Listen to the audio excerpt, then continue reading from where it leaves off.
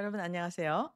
이 험난한 시대에 여러분 다시 보고만 해서 여러분을 만나 뵙게 돼서 정말 감사합니다.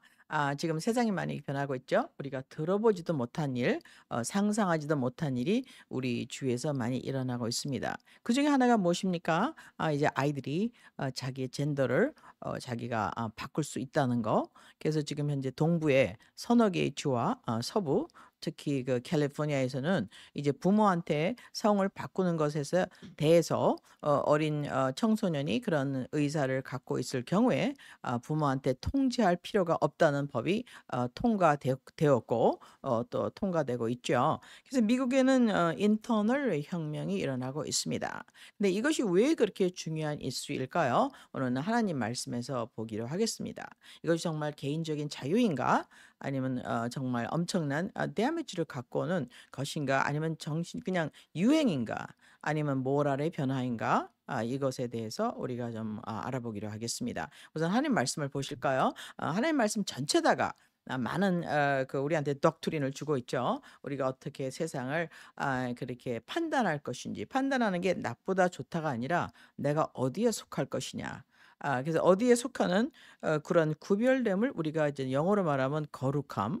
이제 흔히 우리 거룩하면 담배를 안 피고 술을 안 먹는 것이 거룩하다고 생각하는데 성경에서 거룩함은 그런 뜻이 아니고요. 뭔가 certain 목적, 그러니까는 하늘이 원하는 목적을 위해서 구별된 거. 그러니까 한쪽으로 분리해 놓은 거죠. 그래서 이 분리가 어디서부터 일어나면 창세기 1 장부터 일어나는 것을 우리가 알 수가 있습니다.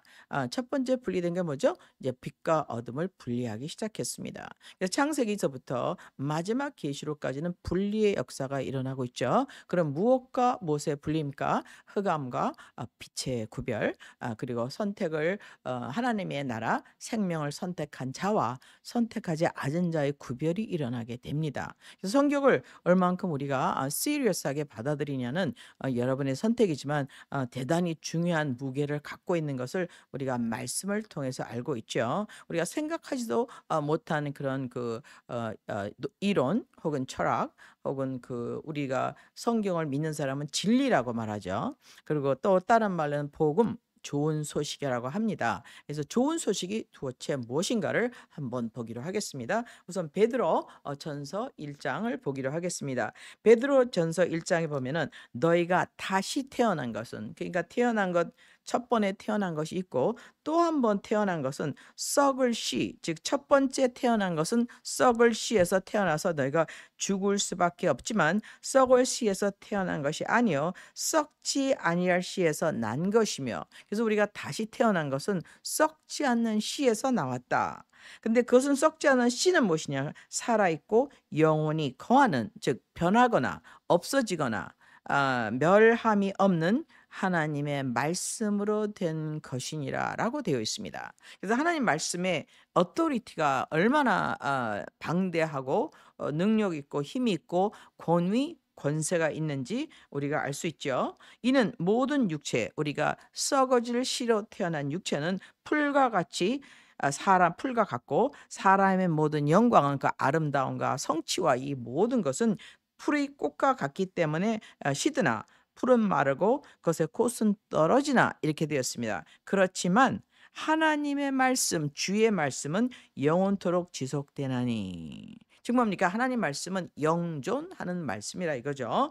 즉 복음에 의해 이 영존하는 말씀, 좋은 소식에 의해 너에게 선포된 말씀 곧 이 말씀이니라. 그래서 말씀이 썩지 않을 씨라고 되어 있습니다. 그 씨는 왜 이렇게 중요할까요? 우리가 흔히 우리가 종자 씨에 대해서 우리 한국 사람들은 굉장히 영적인 민족이라서 정확한 표현을 많이 갖고 있는데, 특히 이제는 아버지를 따라서 태어나서 이제는 씨 도둑질은 못한다 이런 말이 있죠. 씨 도둑질은 못해서 보니까 이제 아버지랑 똑같이 생겼어요. 우리가 이홉들이 사홉들이 뭐 그 아들의 그 아버지의 그 아들이다 이렇게 말하고 있습니다. 그래서 씨는 굉장히 중요하죠. 근데 씨는 누구한테만 있습니까?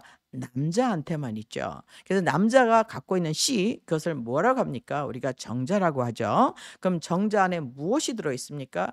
DNA, 즉 코드가 들어 있죠.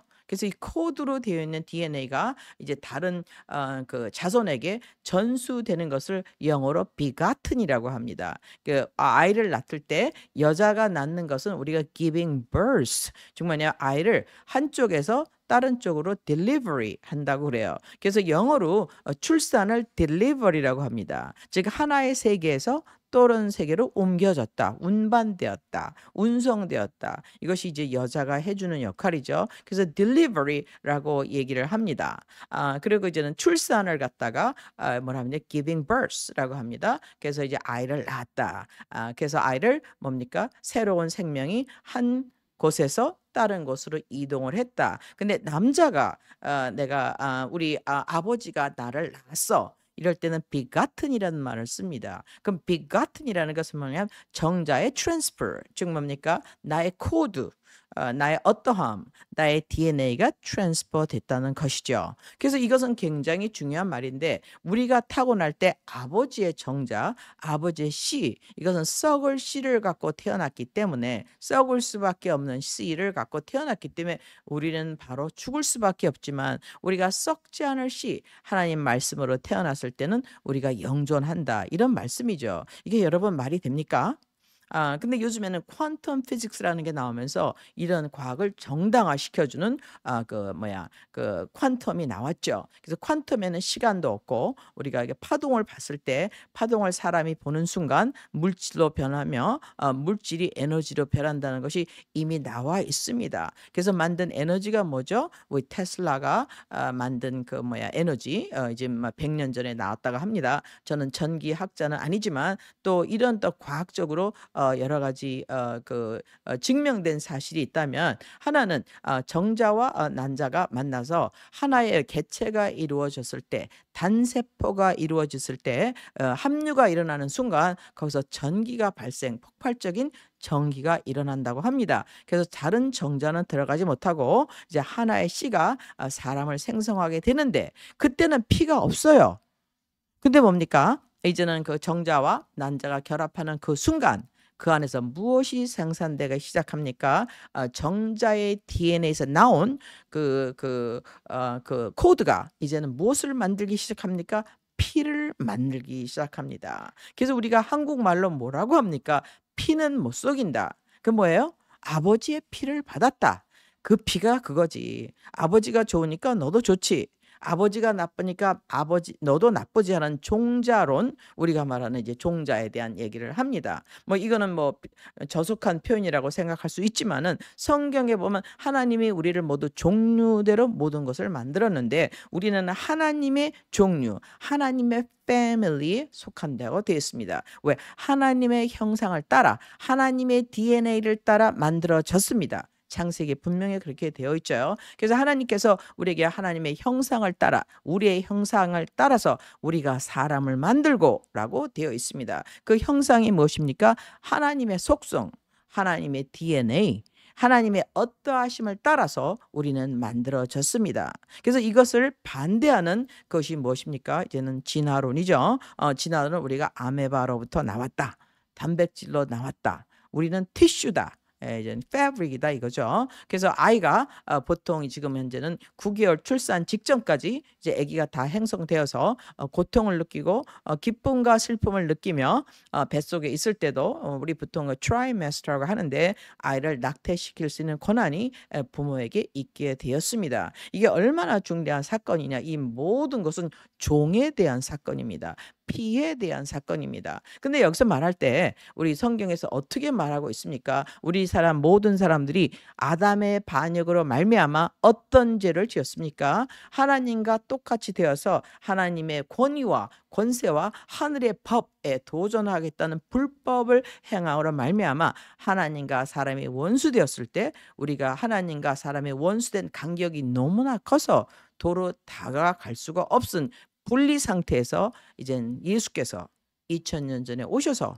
우리를 위해서 화목 제물이 되어 주심으로 말미암아 우리가 하나님과 다시 만날 수 있는 길이 열렸다. 이 사건을 무엇이라고 합니까? 다 이루었다. 예수님께서 십자가에서 테텔레스타이, 내가 하나님과 사람 사이의 모든 진 빚, 사람이 진 빚, 죄값, 형량을 채우고 빚을 다 청산해서 모든 죄의 만기를 채워서 이젠 다시 하늘 문을 열었다라는 완성되었다는 외침을 언제 외치셨습니까? 십자가에서 테텔레스타이라고 외치시고 난 다음에 이제 하늘로 이제 죽으시고 부활하셔서 하늘로 올라가셔서 보좌에 앉아 계신다고 되어 있습니다. 우리는 그 예수님을 기다리고 있죠. 그게 예수 믿는 사람들의 우리 신분인 것입니다. 그럼 왜 우리는 죽음을 보지 않는다는 확신이 있을까요? 우리는 어떻게 부활의 확신이 있을까요? 그것은 우리는 이제 썩어질 수밖에 없는 사람의 씨가 아닌 하나님의 씨,